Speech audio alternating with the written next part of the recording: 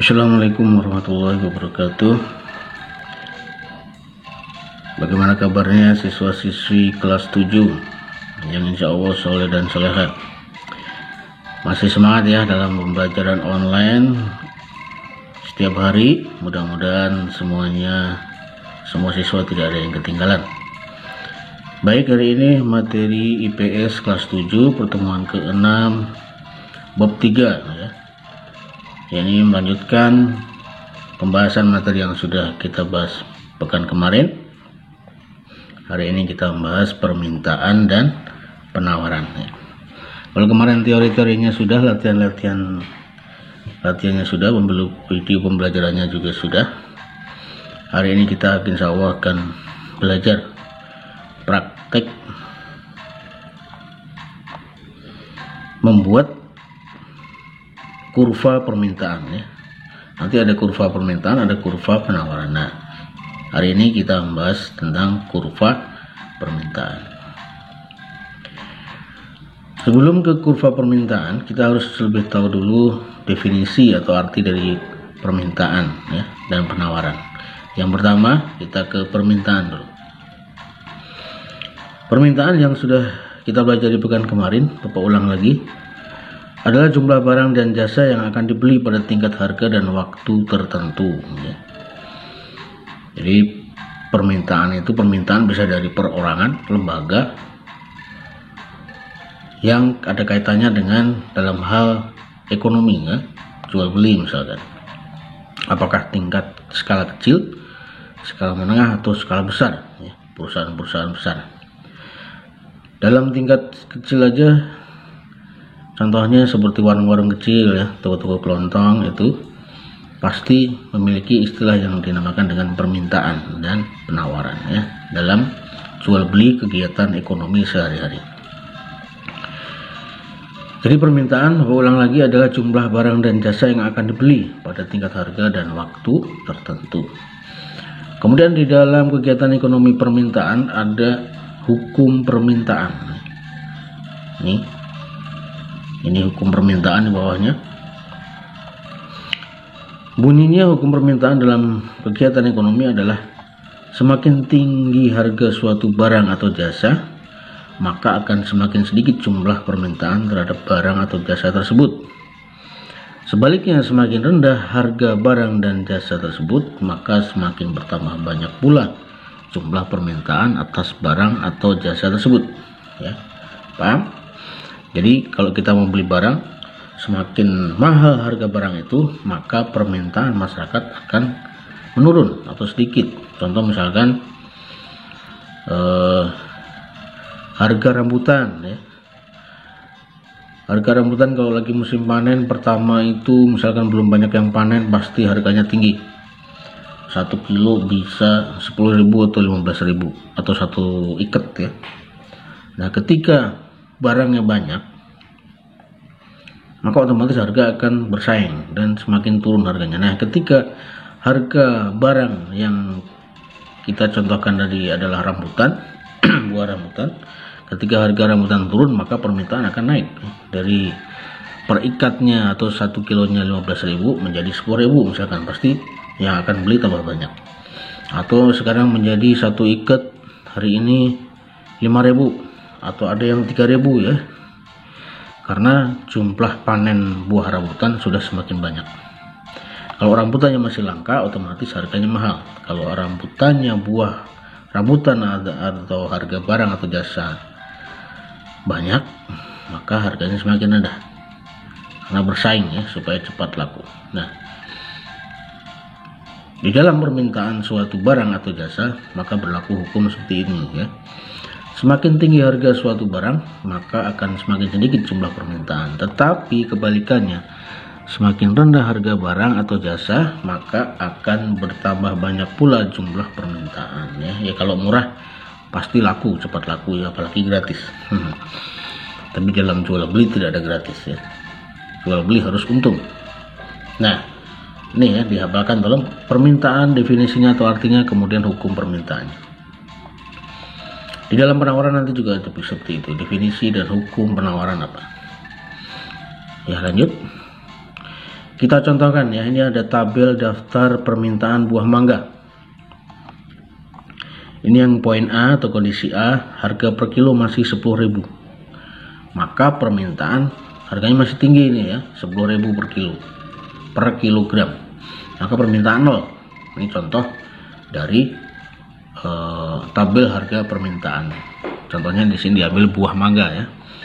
Kemudian pada kondisi B atau waktu tertentu, harga turun per kilogramnya menjadi 8.000. Nah, maka sudah ada permintaan 2 kg. Semakin turun harganya per kilogram, maka jumlah permintaan akan naik. Semakin tinggi harganya, maka yang akan meminta atau membeli barang tersebut akan langka atau jarang karena mahal ya. Tidak terjangkau harganya. Kemudian pada kondisi C, harga di sini dicontohkan 7.000 per kilogram, maka jumlah permintaan juga naik menjadi 4 kg. Pada kondisi D, pada waktu tertentu, karena buah mangga mungkin sudah banyak, sudah panen, maka per kilogram hanya 5.000, semakin murah, paling murah ya. Maka jumlah permintaan pun atau yang akan membeli pun akan bertambah banyak. Satu orang bisa 5 kilo, 10 kilo ya. Kalau mahal paling hanya beli setengah kilo atau 1 biji, 2 biji ya. Ini dalam sebuah permintaan dalam kegiatan ekonomi sehari-hari. Ya, lanjut. Kita ambil juga ada contoh lagi tabel permintaan bawang merah pada berbagai tingkat harga ya. Nanti sebentar lagi kita akan membuat contoh membuat kurva permintaan. Nanti siswa-siswi kelas 7 di rumah tolong perhatikan video ini, kemudian dipahami. Kita akan belajar membuat kurva permintaannya setelah ini ya. Perhatikan tabel harga permintaan seperti tadi ya. Kalau tadi buah mangga, ini bawang merah. Ini untuk latihannya nanti. Setelah ini adalah membuat kurva. Contoh membuat kurva.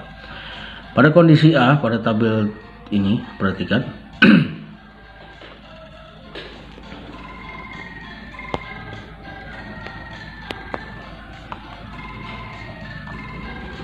Pada kondisi A, harga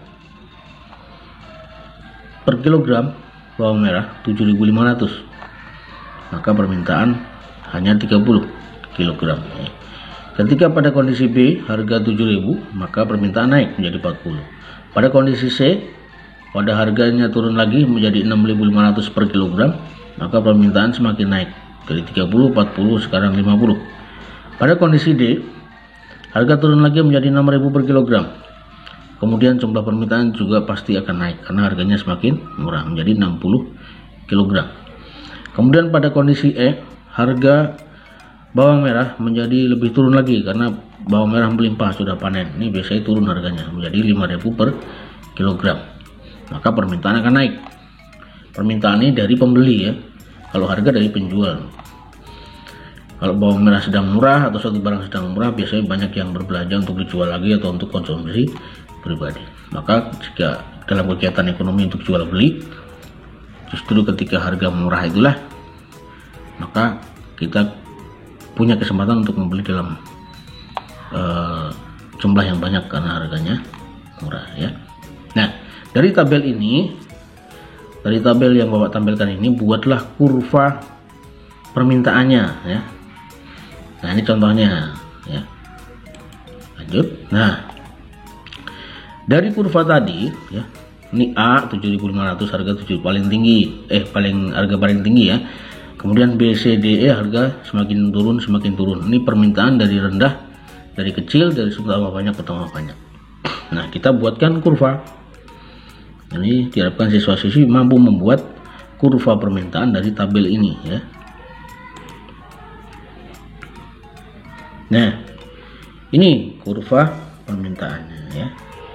Ini dibuat di buku tulis atau buku yang ada kotak-kotaknya, buku tulis ya. Kita buat garis kurva atau grafik ya, grafik permintaan. Nah, caranya kita membuat grafik adalah siapkan pensil dulu, jangan langsung pulpen ya. Pensil kemudian penggaris. Ini pakai penggarisnya supaya rapi ya. Buatlah garis yang tegak lurus dulu, kira-kira cukup ya untuk harga yang sudah ada tadi di tabel ya. 1, 2, 3, 4, 5, 6, 7. Kita lebihin lah, misalkan atasnya ada tempat kosong, bawahnya juga ada tempat kosong. Kemudian selain garis tegak lurus atau vertikal, maka buatlah garis yang ke kanan ya. Jadi membuat letter L ya, garis tegak lurus, kasih anak panah, ini dikasih tanda P atau harga. Jadi yang garis ini ke atas ini adalah harga bawang merah tadi yang ada di tabel ya. Kemudian kita tarik garis ke kanan dari sini, dari ujungnya bawah ini garis Q. Jadi yang ke atas garis P, yang ke kanan atau horizontal garis Q sebagai keterangan dari jumlah kilogram yang diminta. Kalau ini jumlah harga yang ke atas ya, garis ke atas jumlah harga. Kalau ke kanan atau garis horizontal atau garis Q, jumlah permintaan bawang merah dalam kilogram. Kalau ini dalam rupiah harganya. Nah, kita tentukan titik-titiknya. Di sini di sudut bawah sini adalah selalu 0 ya. Ini ditulis selalu 0. Kemudian di sini sesuaikan dengan angka-angka yang ada dalam jumlah permintaan tadi ya. Tadi kan kita mulainya paling rendah dari 30, 40, 50, 60 sampai 75. Nah, kita tulis di sini 30 tadi ya. Nah, 30 kan 30, 40, 50, 60, 70. Kalau ini dari 7.500 harganya. Nah, paling kecil di dekat dengan 0 ya. Kita tulis 10 nggak apa-apa sebagai tambahan supaya rapi. 10, 20, 30, 40, 50, 60 dan 75. Tadi jumlah permintaan bawang. Nah, kita sesuaikan dengan harga tadi. Harga yang paling rendah tadi berapa? Harga yang paling rendah tadi 5.000. Atau poin E ya, pada kondisi E terus 5.000 naik, maka yang paling rendah diletakkan di atas, yang paling mahal diletakkan di paling atas. Nih harga paling rendah ya, di bawah setelah 0, kemudian harga paling rendah naik lagi sampai tertinggi ya 7.500. Di 8.000 boleh ditulis, boleh enggak ya, sebagai pelengkap saja. Nah, maka tadi pada poin pertama, pada harga 5.000 tadi permintaan berapa? Nah, ini jumlah permintaan juga ditulis dari yang terkecil ya, dari yang terkecil kemudian dari yang terbanyak 30, 40, 50, 60 sampai 75. Maka permintaan pada harga 5.000, maka jumlah permintaannya di garis nih, garis titik-titik dihubungkan garisnya. Pada harga 5.000 maka permintaan sama dengan 30. Nah, ini ya dihubungkan ke 30. Jadi 5.000 permintaannya di garis titik ya, menghubungkan 5.000 menghubungkan ke 30. Boleh digaris atau garis titik-titik saja, strip ya. 5.000 permintaan 30. Kemudian 5.500 permintaan 40. 6.000 permintaan 60 ya.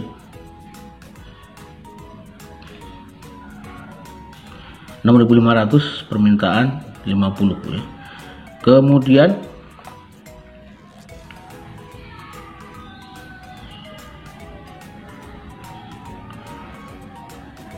7.000 ya, permintaan 40. 7.500 permintaannya 30 paling sedikit ya. Jadi pada 5.000 tadi Bapak salah ya. 5.000 itu harga paling murah, maka permintaan banyak menjadi paling banyak 75 ya. Kemudian semakin mahal 5.000 maka bisa 70. Tapi angkanya tadi kan 6.000 ya. 6.000 maka permintaan turun dari 75 menjadi 60. Kemudian 6.500 permintaan turun lagi karena harga makin mahal menjadi 50. Kemudian pada harga 7.000 pada kondisi B, kondisinya A, B, C, D, E. Pada harga 6.500 permintaan turun menjadi 50. Pada harga 7.000 turun lagi menjadi 40 permintaannya. Pada harga paling mahal kondisi A, harganya 7.500, maka permintaan semakin turun menjadi 30 ya. Jadi semakin tinggi suatu harga, permintaan akan semakin sedikit. Tapi semakin rendah harganya, semakin murah harganya, maka permintaan akan menjadi lebih banyak karena murah ya. Nah, nanti setelah ini ada tugas, buatlah kurva seperti ini. Nanti di bawah ini ada soal latihan untuk membuat kurva ya. Buatlah kurva seperti ini contohnya. Beda angka saja nanti, beda angka sama beda judulnya, kurva permintaan buah apa gitu ya. Ya, ini keterangan dari garis-garis tadi ya. Sumbu tegak 0 sampai P mengilustrasikan atau menggambarkan harga per kilogram. Kemudian sumbu 0 toki yang vertikal, yang horizontal, yang ke kanan tadi, ini mengilustrasikan bawang merah, jumlah permintaan bawang merah. Kemudian titik ABCD mengilustrasikan pada kondisi tertentu ya, tentang perbandingan harga dan permintaan. Garis DD merupakan garis yang menghubungkan titik-titik setiap kombinasi. Nah, garis yang poin 4 ini, garis D dan D, DD ini yang ini ya. Garis D itu ini. Nah, nanti setelah titik ini, setiap pertemuan ini dikasih titik, kemudian dihubungkan garisnya pakai penggaris ya. Memakai penggaris. Nah, maka setiap harga dan permintaan dihubungkan dengan garis titik-titik, kemudian setiap ujungnya ditentukan di garis, diluruskan, tarik garis, maka ini titik D sampai D. Nah, ini gambaran permintaan bawang merah ya. Dari banyak, permintaannya banyak dalam kilogram, kemudian semakin sedikit karena harganya semakin mahal ya, semakin naik harganya, semakin tinggi. Pada poin A harganya makin tinggi, permintaan kecil. Pada poin E, kondisi E harga murah, permintaan sangat banyak. Nih. Paham? Mudah-mudahan semuanya paham. Lanjut ya. Nah, ini tugas ya. Tugas membuat tabel data permintaan beras di pasar murah ya. Nah, caranya sama seperti tadi. Ini hanya beda angka, beda judul ya. Ini data kurva permintaan beras, judulnya adalah kalian menulis kurva permintaan beras di pasar murah. Kemudian buatlah kurva seperti tadi ya, kondisi A, B, C, D, harga. Ini garis ke atas, yang anak panah ke atas tadi P, menunjukkan harga yang dari paling rendah dulu ya. Rendah, kemudian semakin tinggi, yang paling mahal di tinggi, paling atas. Kemudian jumlah permintaan pada garis yang horizontal atau ke kanan tadi, dari harga yang paling murah sampai 0, kemudian 20, 30, 40, 50, 60 paling ujung kanan. Demikian, mudah-mudahan paham.